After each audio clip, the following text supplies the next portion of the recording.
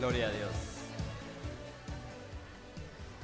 Gloria al Señor. Pueden tomar su asiento, amada iglesia. Antes de entrar a la palabra del Señor, quisiera felicitar a ambos ministerios, ¿verdad? De los cuales ayer tuvieron su primera reunión del 2024. Lamentablemente hay veces de que uno no puede asistir, no porque uno no quiera, sino porque hay otras responsabilidades también que debemos de priorizar. Entonces no pudimos acompañarles el día de ayer, pero mi esposa me comentaba qué bonito estuvo todo, porque desde la entrada venía la pareja, ¿verdad? Se daban un besito, la esposa al santuario pequeño y los varones al salón social, ¿verdad? ¿Verdad? Gloria a Dios por ello. Gloria a Dios, así es. Y este es el comienzo, ¿verdad? El final será precioso, así que todo va de aumento en aumento. Así que la próxima reunión, todos cordialmente invitados, todos, varones y mujeres, a la reunión que ellos tienen cada mes. Bueno, vamos a compartir la palabra del Señor y quisiera llevar, no la misma secuencia, pero similar a lo que el pastor Enrique ha estado compartiendo. Voy a comenzar una pequeña serie sobre la carta a los tesalonicenses. Y el tema de esta serie es la iglesia modelo. Este es el tema o el nombre de la serie que estaré compartiendo de la carta a los tesalonicenses. Y oro al Señor que me ayude, ¿verdad? Es una carta muy preciosa, de la cual va a edificar mucho a la iglesia.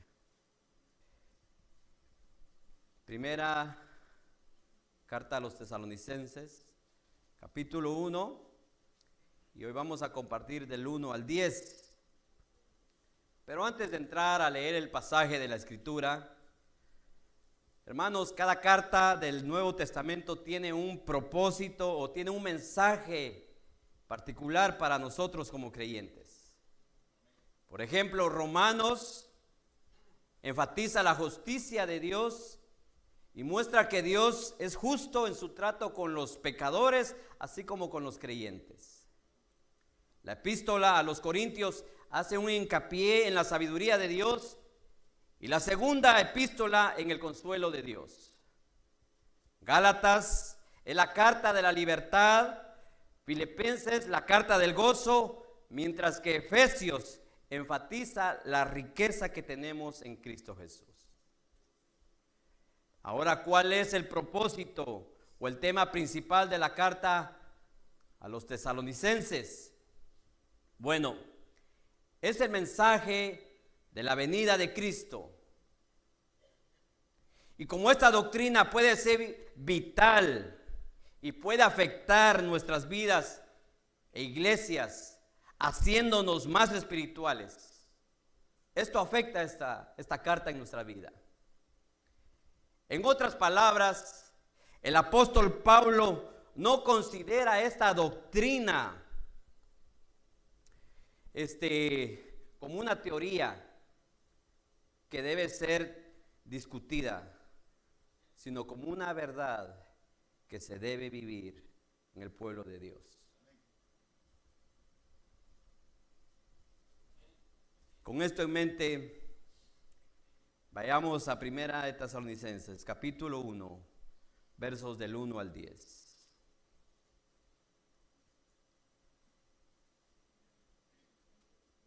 Y el propósito de esta serie será que nos va a animar a nosotros como creyentes a mirar hacia el futuro, ya que Cristo puede venir en cualquier momento.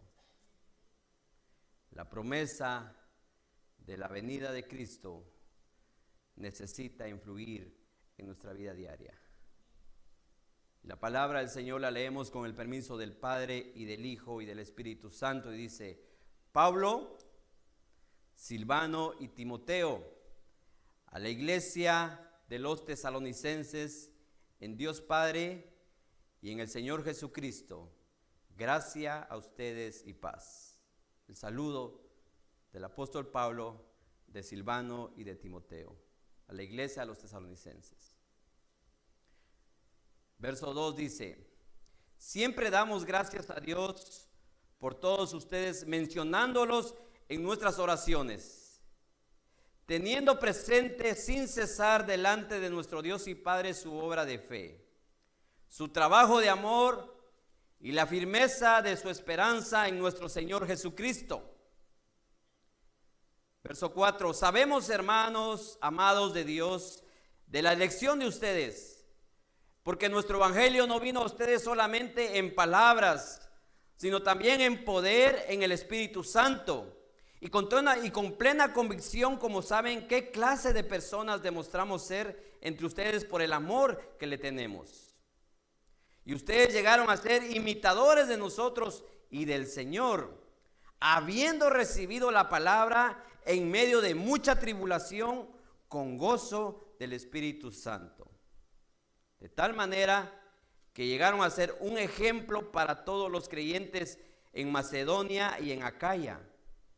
Porque saliendo de ustedes la palabra del Señor se ha escuchado, no solo en Macedonia y Acaya, sino también por todas las partes de la fe de ustedes en Dios se ha divulgado. De modo que nosotros no tenemos necesidad de decir nada, pues ellos mismos cuentan acerca de nosotros, de la acogida que tuvimos por parte de ustedes y de cómo se convirtieron de los ídolos al Dios para servir al Dios vivo y verdadero, y esperar de los cielos a su Hijo, al cual resucitó entre los muertos, es decir, a Jesús, quien nos libra de la ira venidera. Que el Señor añada bendición a su bendita palabra. Número 1, como una iglesia modelo, necesitamos ser una iglesia auténtica. Verso 4. Pero el apóstol Pablo, después de su habitual saludo, en el verso 1, las primeras palabras de él expresan alegría al escuchar el informe de Timoteo sobre esta iglesia. Yo me puedo imaginar los ojos y la alegría que saltó en la vida del apóstol Pablo al escuchar esas noticias, esas buenas noticias, al saber que la fe de esta iglesia era real, que a pesar de las dificultades que ellos estaban viviendo, su fe era operante, no estaba dormida, su amor estaba en acción, no era un amor pasivo, era un amor energético, un amor que hablaba de Cristo, y que su esperanza era duradera, no era cualquier esperanza, que a pesar de las dificultades, ellos tenían esperanza que venía un futuro mejor para ellos. En otras palabras, el cristianismo de esta iglesia estaba impactando. Es por ello que el apóstol Pablo podía decir sin equivocarse que sabía su elección de Dios, como lo dice el verso 4. Acá hay un punto teológico muy importante. Ellos no eran elegidos de Dios porque trabajaban en su fe. Más bien, porque eran los elegidos de Dios, tenían una fe que funcionaba. La distinción es muy importante. La elección no es algo que se gana. Una salvación ganada destruiría la doctrina de la gracia. Sin embargo, aunque la elección y la salvación no se gana, sin duda producen evidencia. Un creyente auténtico produce evidencia. Un creyente auténtico no trabaja en el servicio secreto. En el reino de Dios no hay agentes de servicio secreto. Una conversión genuina produce resultados visibles. Se dan a conocer. Damos a conocer que somos creyentes auténticos, no creyentes maquillados, no, sino un creyente auténtico. Y la iglesia, los tesalonicenses, eran creyentes auténticos. Y yo quisiera que en esta mañana reflexionáramos en esta pregunta. Si alguien nos siguiera esta semana y observara nuestra vida durante los días, ¿habría suficiente evidencia para señalarnos de que somos cristianos?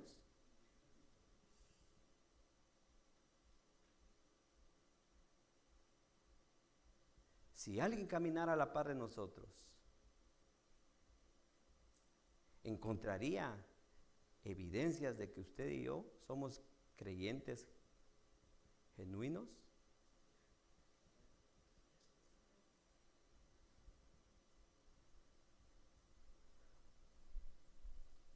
Un creyente genuino o una verdadera convicción cambia nuestra dirección, nuestro rumbo, nuestra forma de ser, nuestra forma de hablar, nuestra forma de pensar. El verso 4 dice: sabiendo, hermanos amados de Dios, su elección de vosotros. Luego pasamos al verso 6 y dice: y de vosotros venisteis a ser imitadores de nosotros y del Señor, habiendo recibido la palabra en medio de mucha tribulación, con el gozo del Espíritu Santo.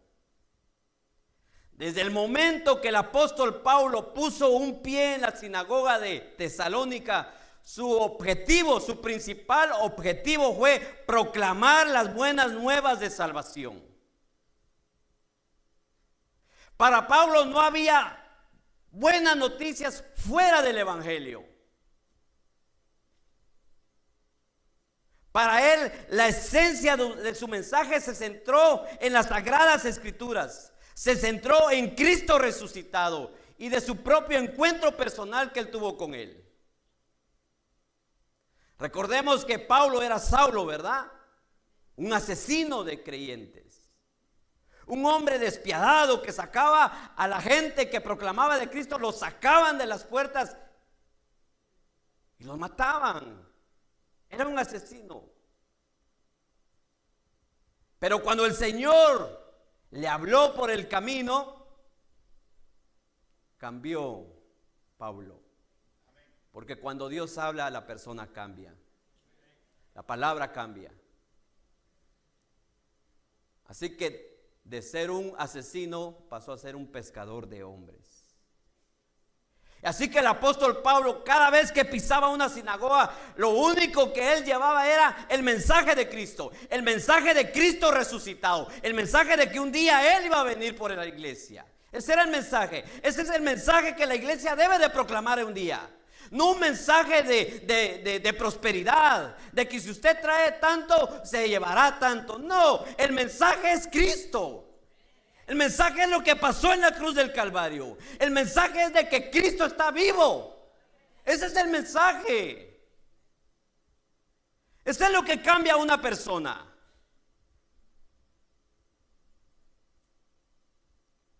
Pero este evangelio no solo llegó a Tesalónica en palabras, sino también con gran poder. Verso 5 dice: pues vuestro evangelio no vino a vosotros solamente en palabras, sino también en poder, en el Espíritu Santo y con plena convicción.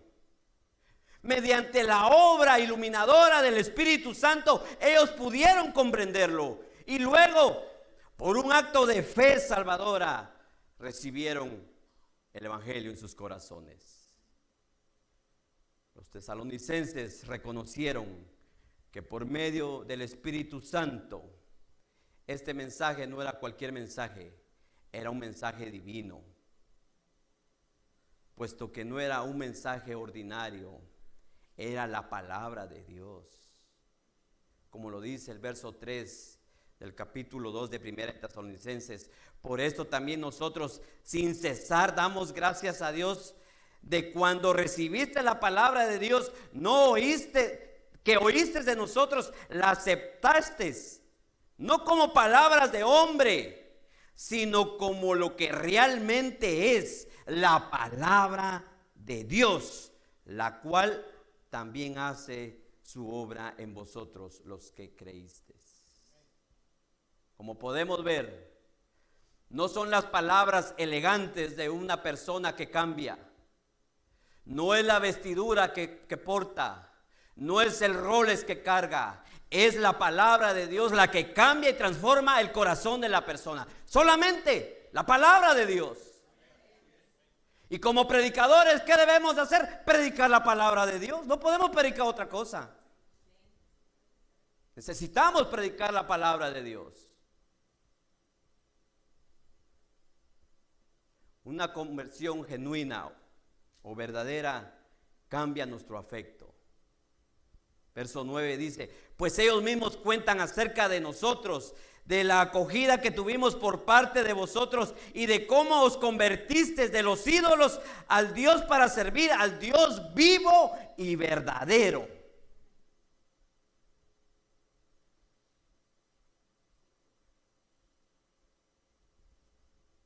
Este verso 9 nos ofrece una imagen vivida de lo que sucede cuando recibimos el Evangelio.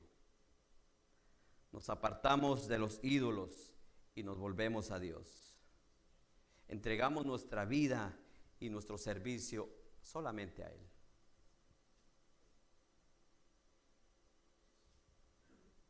La iglesia de los tesalonicenses no se limitaron a medirse a Jesús como medirse cualquier prenda de vestir para ver si les quedaba bien. No se limitaron a ello. No se limitaron para ver si Jesús encajaba en sus vidas. Por el contrario, los tesalonicenses se vistieron completamente de Él, como lo dice Romanos 13:14. Antes bien vestidos, o sea, vestidos, vístanse del Señor Jesucristo. ¿Y cuál es la vestidura del Señor? Es el amor, la humildad, la verdad y el servicio. Esa es la vestidura que todo creyente debe portar.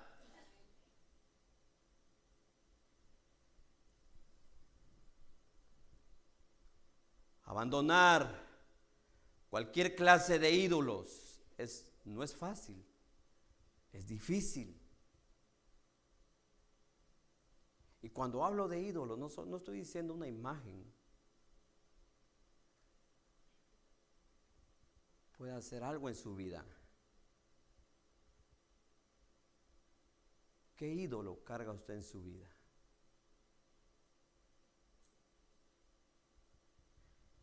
El apologista y autor, pastor Timoteo Keller dice lo siguiente: un ídolo tiene tal pasión de control en el corazón que usted puede gastar la mayor parte de su pasión, energía, sus recursos emocionales, financieros en él sin pensarlo dos veces. Imagínense. Eso que para usted es un ídolo, usted da todo.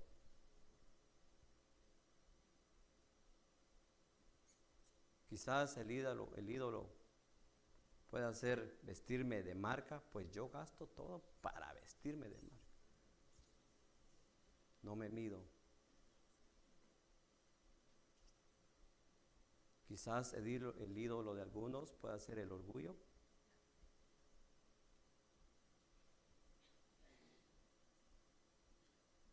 La mentira,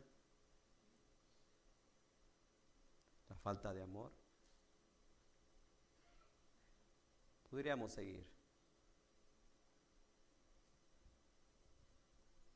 ¿Cómo puede librarse la persona de algo que está profundamente arraigado en sus vidas? Solo hay una manera, iglesia. Tienen que recurrir a algo mejor. Tienen que pasar de lo falso a lo verdadero y de lo muerto a lo vivo. Eso es lo que hicieron los tesalonicenses. Se volvieron al Dios vivo y verdadero. Pasaron a ser esclavos de ídolos sin vida a ser siervos del Dios vivo y poderoso. Ese es el resultado de una conversión auténtica. Abandonar todo aquello que está ocupando el lugar que solamente le pertenece a Cristo, solamente a Él. Una conversión genuina y verdadera cambia nuestro reflejo.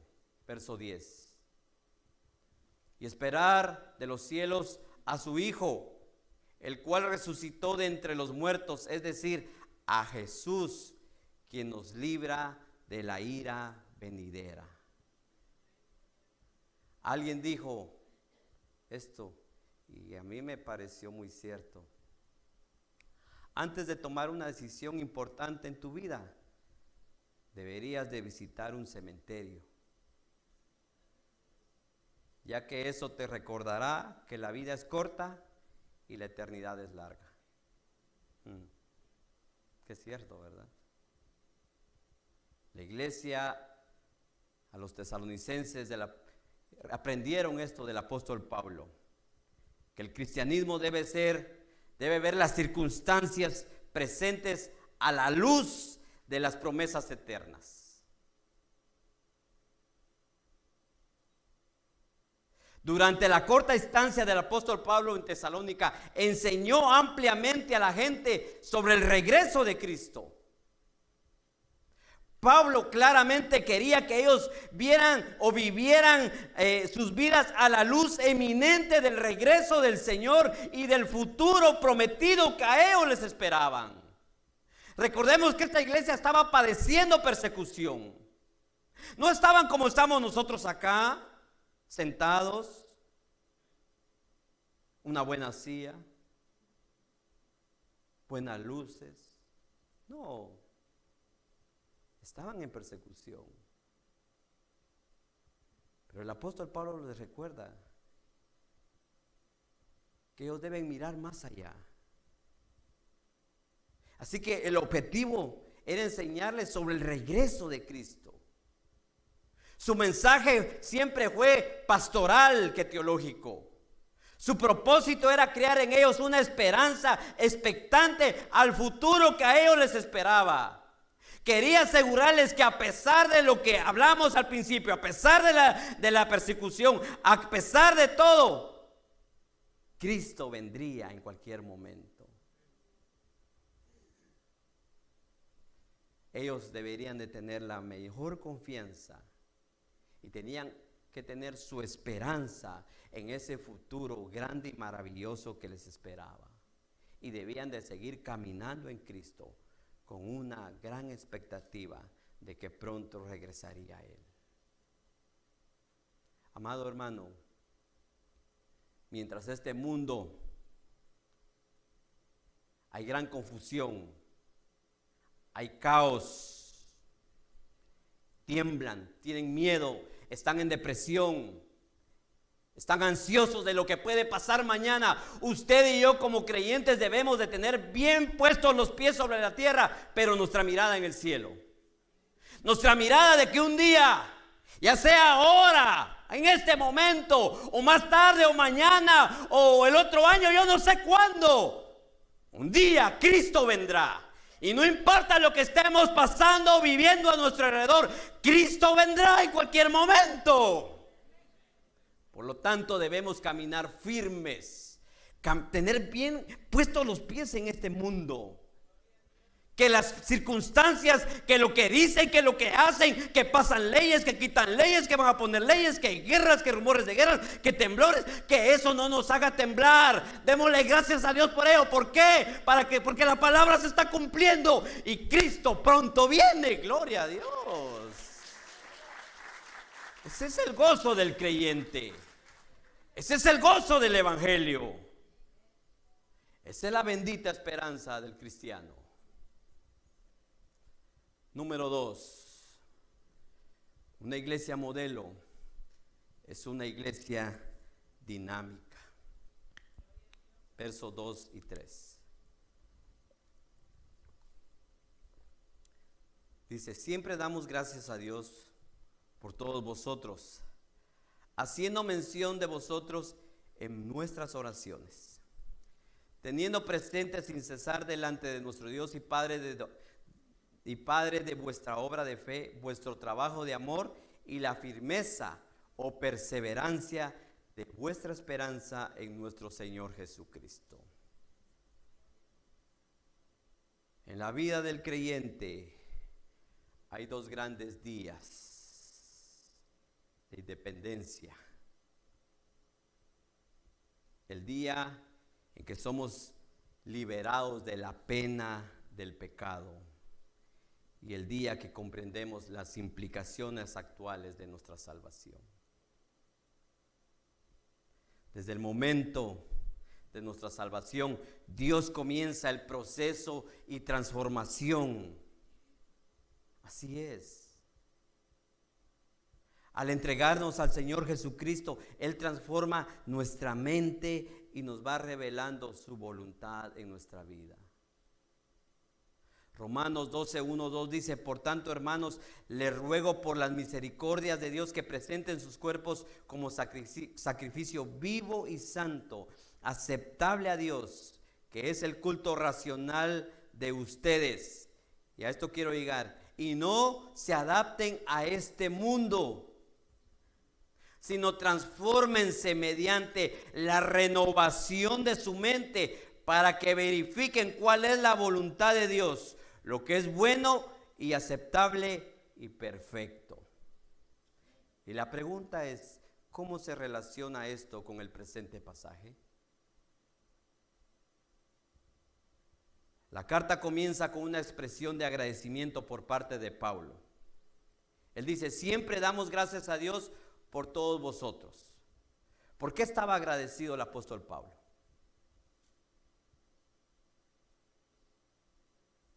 Porque los tesalonicenses habían experimentado días de independencia. En primer lugar, ellos eran los elegidos de Dios y los beneficiarios de su gracia y de su paz. Y en segundo lugar, ellos entendían su voluntad y vivían su fe para honor y gloria de Dios. Amada iglesia, la fe de esta iglesia era dinámica. No era una fe pasiva, era una fe operante, una fe valiente, una fe que trabajaba. La manifestación visible de su transformación interior era una fe que estaba viva, no estaba muerta, porque 3 veces en este pasaje Pablo señala que su fe visible, como evidencia de su genuina conversión, dice: porque la palabra del Señor ha resonado desde vosotros, vuestra fe en Dios se ha extendido, no se ha quedado dentro de las 4 paredes, se ha extendido. Y ellos mismos cuentan. O sea, la gente contaba de la fe operante de esta iglesia. No decían: no sé qué está pasando ahí. No, los frutos, lo que ellos hacían, lo que ellos proclamaban, la gente lo contaba. Estaba en los labios de la gente, estaba en los labios del vecino. Oh, es que esa iglesia, wow, es que la fe de ellos, la fe de esta iglesia se manifestaba. Aunque su fe no era activa y no era necesaria para salvación, era sin duda un testimonio de ella. Como se enseñaría más tarde a los efesios, Dios salva con el propósito de cumplir sus propósitos a través de la forma en que estamos trabajando. Efesios 2, 8, 9 dice: porque por gracia ustedes han sido salvados por medio de la fe, por gracia.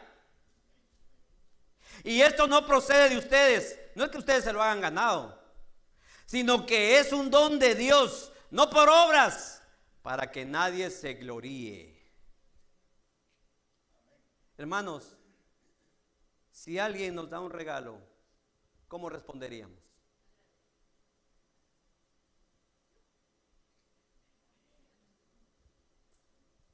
Qué amable, ¿verdad? ¿Cuánto le debo? No, ¿verdad? No, por supuesto que no. La respuesta sería: gracias, gracias por el presente. Sin embargo, muchos cristianos, aún después de haber recibido el regalo de la salvación, sienten a menudo que deben hacer algo que los acerque a Dios. Hermanos, debido a que nuestra fe y salvación son un regalo de Dios, nuestra respuesta o cómo deberíamos de responder usted y yo es con gratitud, con alabanza y con alegría. Con gratitud porque no lo merecíamos. No merecíamos la gracia de nuestro Señor Jesucristo en nuestras vidas. Y por eso vamos a alabarle, ¿verdad? Porque no merecíamos ese regalo. Entonces debe haber gozo, debe haber alegría en nuestra vida por ese regalo inmerecido que Dios nos dio. Y cuando el pueblo del Señor comprende esta verdad, vidas son cambiadas, iglesias son transformadas. Esta iglesia dinámica tenía un amor en acción, verso 3. Los tesalonicenses tenían un amor profundo, genuino entre ellos.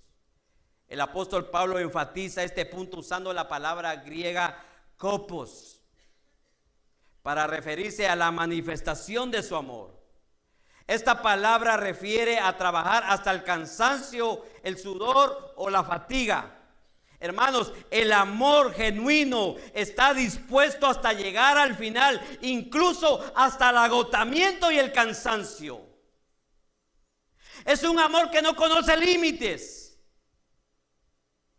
Es un amor que siempre está ahí. A pesar de todo, siempre está ahí. No se cansa, no se agota. Siempre está dando amor, amor.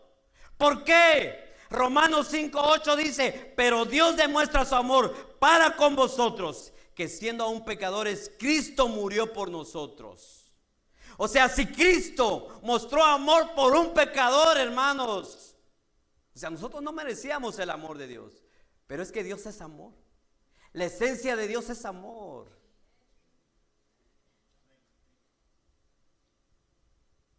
Esto explica lo que el apóstol Juan nos implora a usted y a mí con estas palabras. Primera Juan 4:7 dice: amémonos unos a otros, porque el amor es de Dios. Y todo el que ama es nacido de Dios y conoce a Dios. ¿Cuántos somos nacidos de Dios?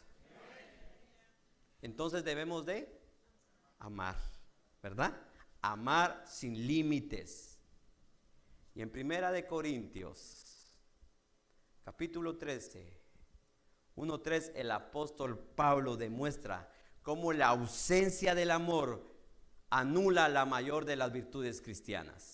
Primera de Corintios 13, 1:3 dice: si yo hablara lenguas humanas y angélicas, lo dice esta versión, pero no tengo amor, he llegado a ser como un metal que resuena o címbalo que retiñe. Y si tuviera el don de profecía y entendiera todos los ministerios y todo el conocimiento, y si tuviera la fe como para trasladar montañas, pero no tengo amor, nada soy.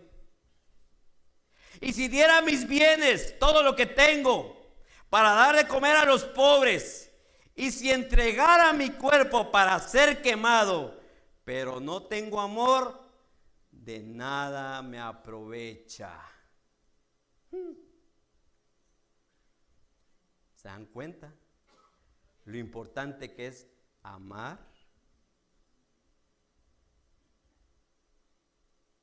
Es que Él no merece que yo le ame. Ámelo. Es que cuando lo quiero abrazar no se deja, abrácelo.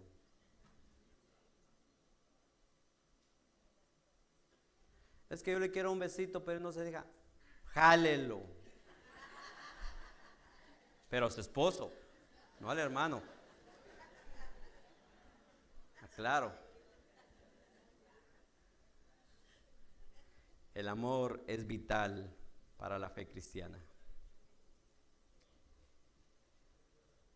La esperanza de esta iglesia dinámica era duradera.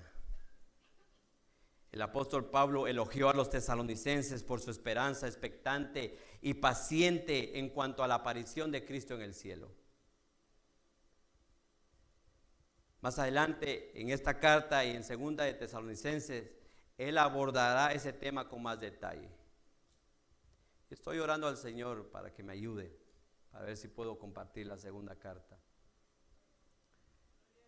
La esperanza del apóstol Pablo menciona en el verso 3, es una resistencia y perseverancia. Los tesalonicenses tenían su confianza inquebrantable en el Señor, independientemente de las circunstancias que ellos estaban viviendo. Su fe era inquebrantable, su confianza estaba puesta en el Señor. Un comentarista dice lo siguiente con respecto a este punto: un hombre puede soportar cualquier cosa mientras tenga esperanza, porque entonces no camina hacia la noche, sino hacia el amanecer. No importa cuán oscura sea la noche que usted esté pasando o viviendo, su esperanza tiene que estar viva, porque un día esa oscuridad se acabará. La realidad es que esta iglesia joven estaba atravesando tiempos difíciles. Satanás sabía la amenaza de este grupo de cristianos que representaban para el reino de las tinieblas. Y él estaba haciendo todo lo posible para evitar que ellos tuvieran éxito. Así como Satanás conocía la amenaza de la iglesia de Tesalónica, podemos estar seguros que también conoce la amenaza que todos nosotros como iglesia representamos para el reino de Él. Y Él hará todo lo posible para poner obstáculos para que la iglesia de hoy no tenga éxito.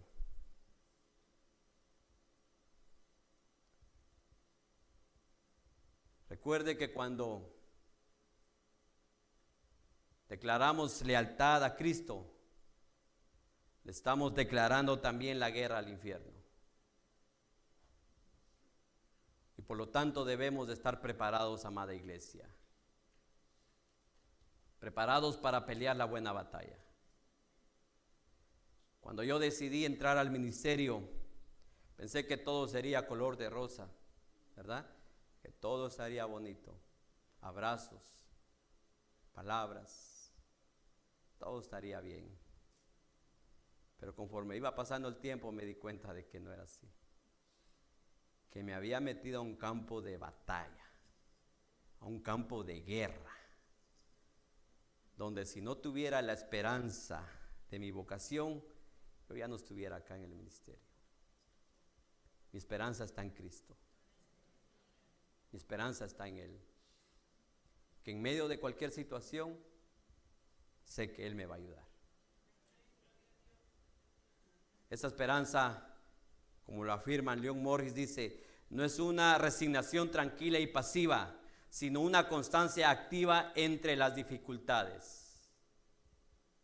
Si usted está pasando por alguna dificultad en este momento, ya sea ministerial, personal o familiar, yo le animo a que no se quede sentado en esa silla. ¿Quiere ver? Que usted esté con la cabeza para abajo, con la mirada hacia abajo, para que no vea lo que está pasando a su alrededor. Pero en el nombre de Cristo Jesús, es tiempo de levantarnos, amada iglesia, y caminar hacia adelante, porque nuestra fe y nuestra esperanza está en Cristo, no en las circunstancias, no en lo que estamos pasando, no en lo que estamos viviendo. Nuestra esperanza y nuestra fe está solamente en Cristo y en esta bendita palabra que Dios ha dejado en nosotros.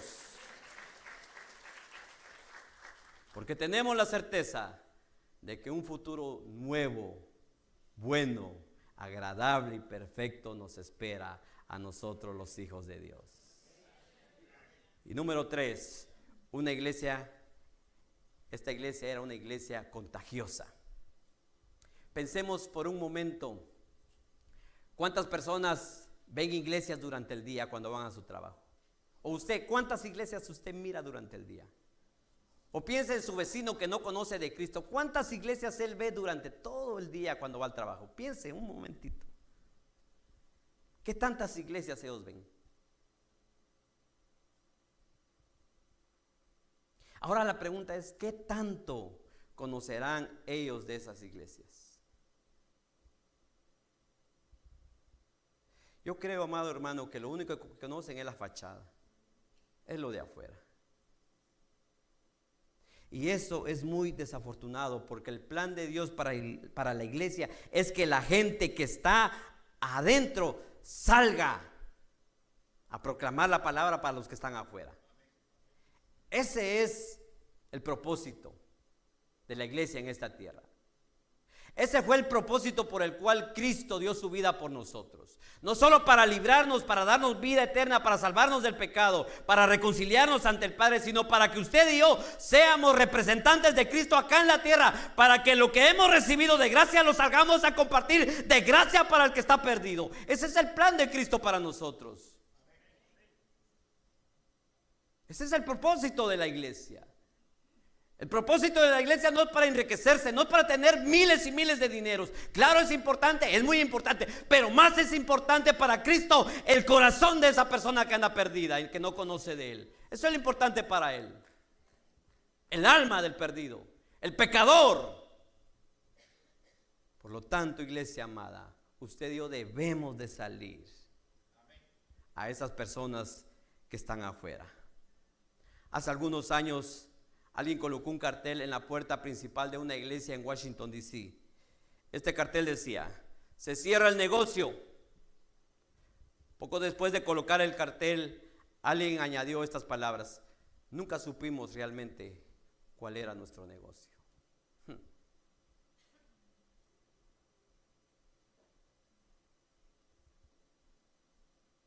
Pasamos desapercibidos el por qué fuimos salvos. Usted y yo tenemos un propósito en esta tierra. Y el propósito es salvar a aquel que anda perdido a través de Cristo Jesús.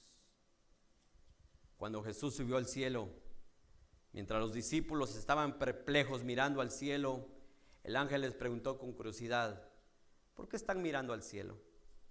¿Verdad? ¿Se acuerdan? Están todos parados y viendo cómo se va Jesús. Y el ángel, yo me imagino al ángel, no es que así, pero yo me imagino al ángel que se les queda viendo y les dice: ¿qué están viendo? El mismo que ustedes están viendo allá, pronto va a venir, así que vamos, sacúdanse los pies y vamos a trabajar, porque Él pronto viene. Cristo pronto viene, amada iglesia, y por lo tanto hay que sacudir los zapatos y vamos a salir a evangelizar. Vamos a salir a hablar de Cristo. Y yo quiero dar gracias a Dios. Y el pastor Enrique, hermanos, el pastor Enrique Santís y su persona, estamos muy agradecidos con esta iglesia y muy agradecidos con aquellas personas que han comprendido y han marcado la diferencia, porque han dejado estas cuatro paredes y salen a evangelizar.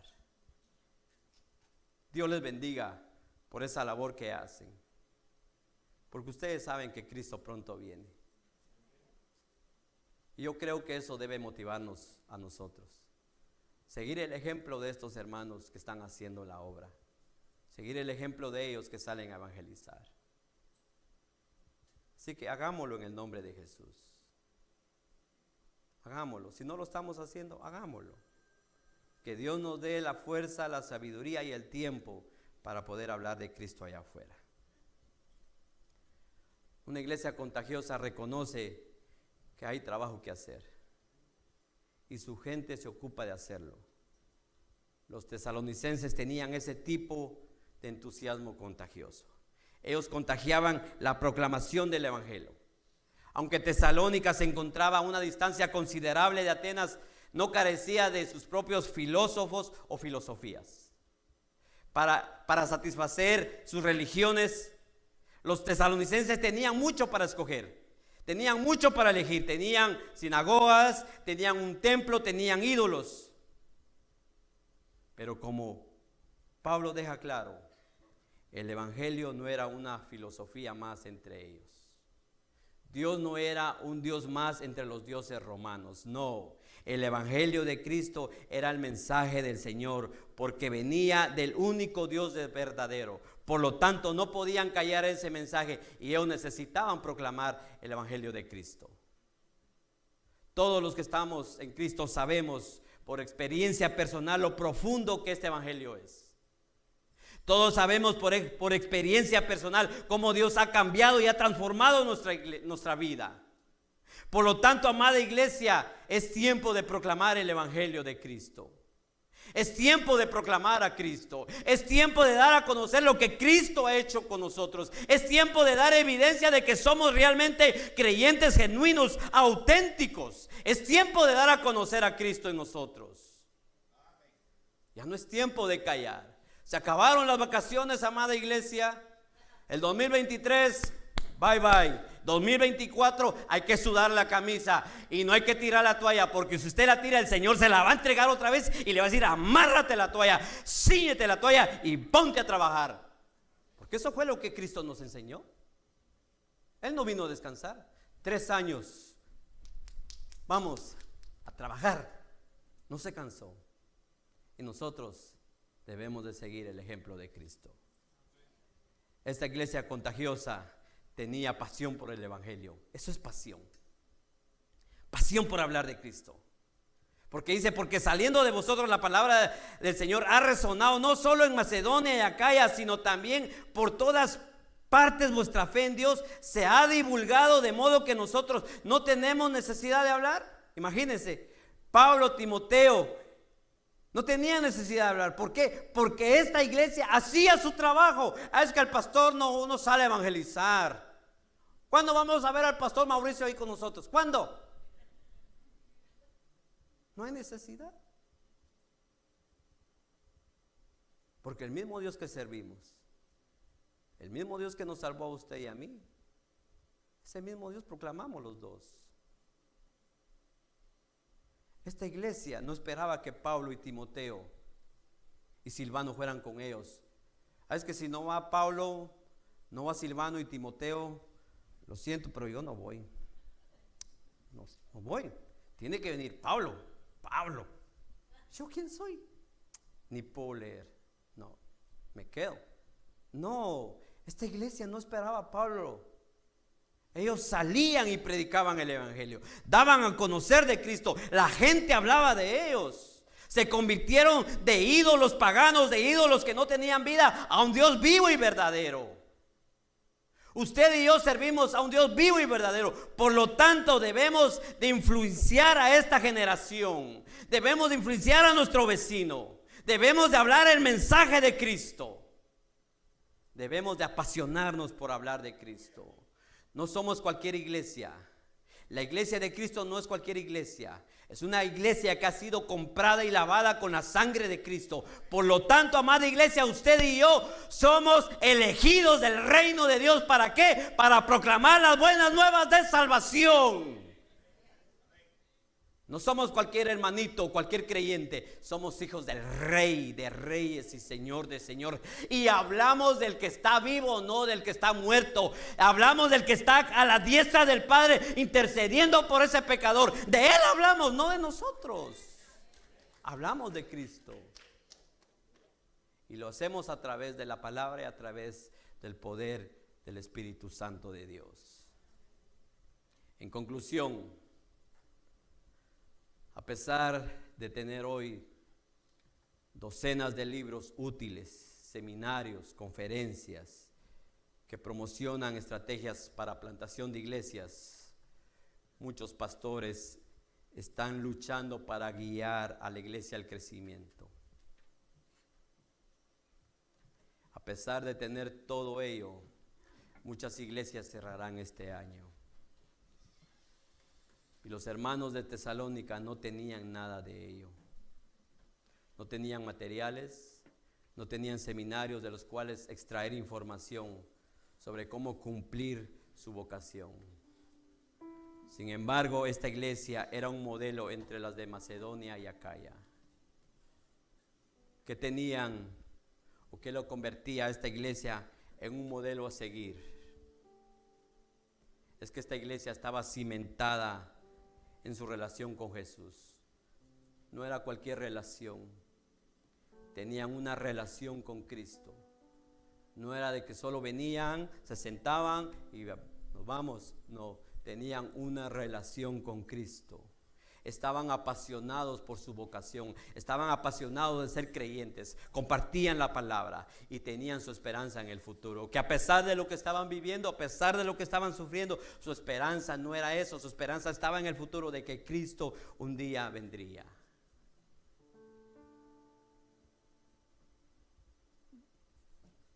Un comentarista describe cómo el servicio y la espera van de la mano. Servir y esperar van juntos en la experiencia de los convertidos, de los creyentes. En términos cristianos, dice él, servir es ocuparse de Cristo en la tierra, mientras que esperar es esperar a Cristo que venga del cielo. Amada iglesia, el servicio y el esperar van de la mano. Sirvamos. Trabajemos con la esperanza de que un día vuestro trabajo en el Señor no será en vano. Con la esperanza de que un día esta iglesia será levantada en un abrir y cerrar de ojos. Necesitamos ser una iglesia modelo. Necesitamos imitar a Cristo. Necesitamos modelar a Cristo en esta tierra. Necesitamos modelar lo que Él ha hecho en nuestra vida. Necesitamos modelar lo que esta palabra dice a nosotros. Necesitamos modelar a Cristo, iglesia. No es estas paredes las que tenemos que modelar. Nosotros tenemos que modelar allá afuera. Usted y yo somos la iglesia. Esa iglesia que Cristo compró a precio de sangre.